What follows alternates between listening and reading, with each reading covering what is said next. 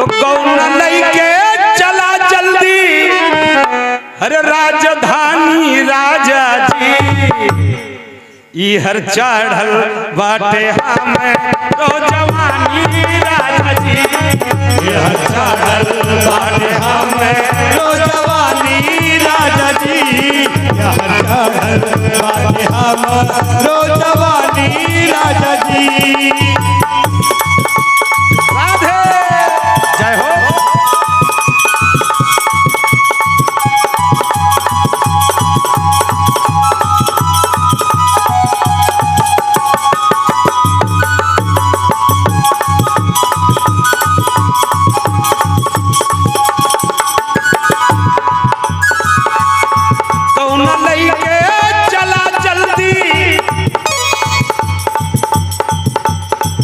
ये नैहर नगरी है, ये हम सबका नैहर नगरी है।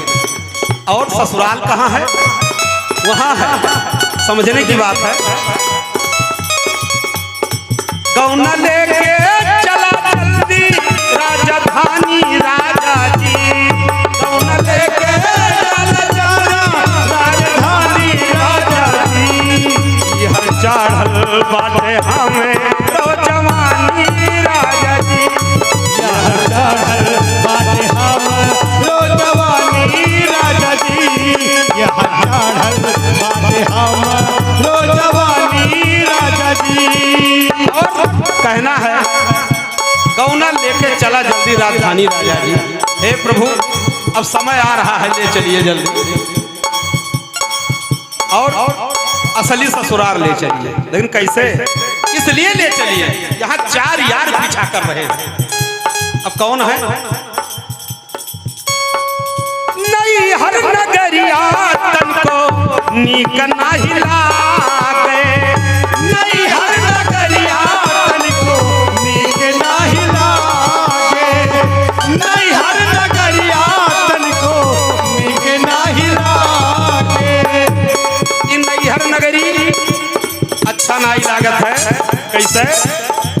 मानवा हमार सैया उठी उठ के भागे, मानवा हमार सैया उठ उठ के भागे, मानवा हमार सैया उठ उठ के भागे।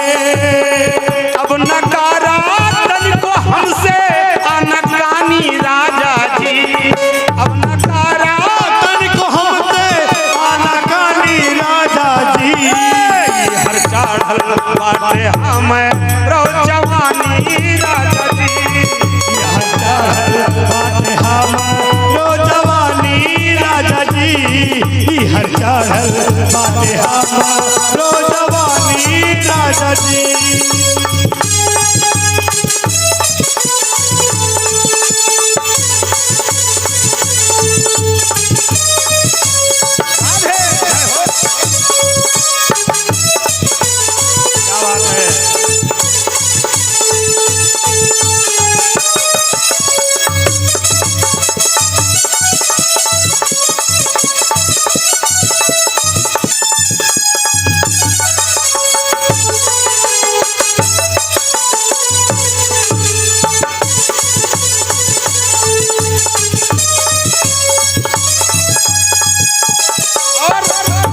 कहना है दूसरी पंक्ति में निर्गुण कह रहा है, 4 यार पीछा करें रात और दीनावा, 4 यार पीछा करें रात और दीनावा, 4 यार पीछा करें रात और दीनावा। 4 यार कौन है जो पीछा करते हैं रात दिन? काम क्रोध लोभ मोह, ये 4 यार है, और ये 4 रात दिन पीछे आए रहता है, छोड़ता नहीं। काम क्रोध लोभ मोह, तो इसलिए कहना है 4 यार पीछा करे रात और दीनावा, 4 यार पीछा करे रात और दीनावा, 4 यार पीछा करे रात और दीनावा। जब रात हमसे लड़ा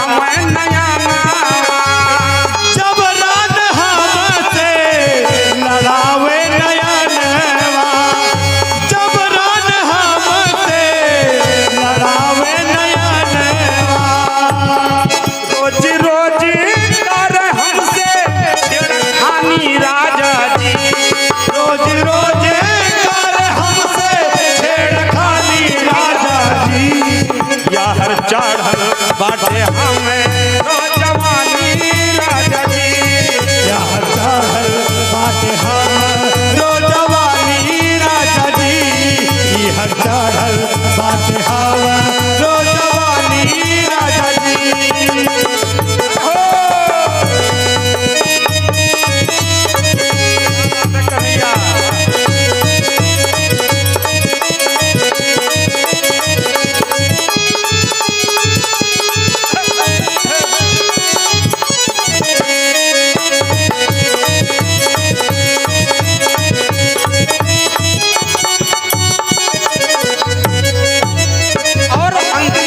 पंक्ति इस निर्गुण का है।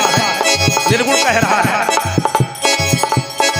नित्य नित्य उठी उठी जो ही डहारिया नित्य नित्य उठी उठी जो ही डहारिया नित्य नित्य उठी उठी जो ही डहारिया लेके हो टोली कब आई हा संवारिया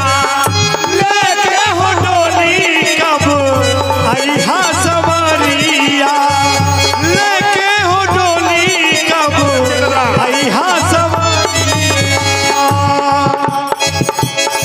विष्णु कारण छूटल हमरो दाना पानी राजा